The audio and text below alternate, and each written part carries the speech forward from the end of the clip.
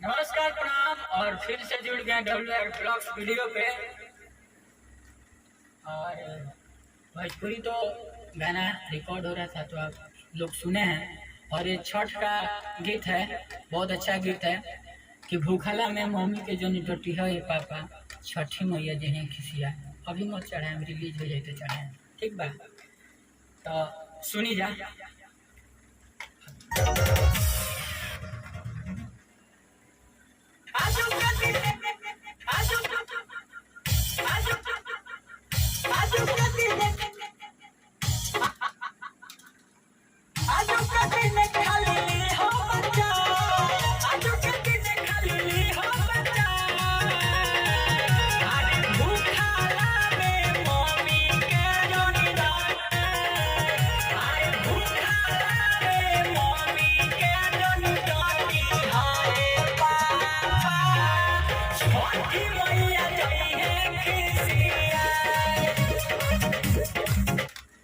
अब क्या?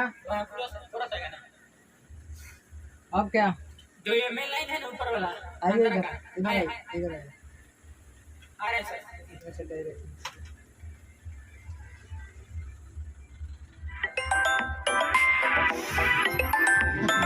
और ये जो है ना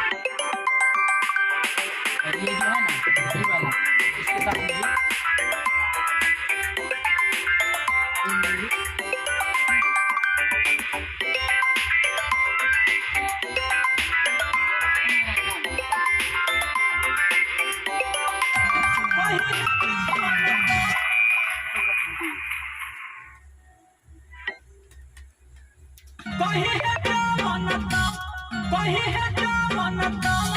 करे हो, होली है निकट से प्यार।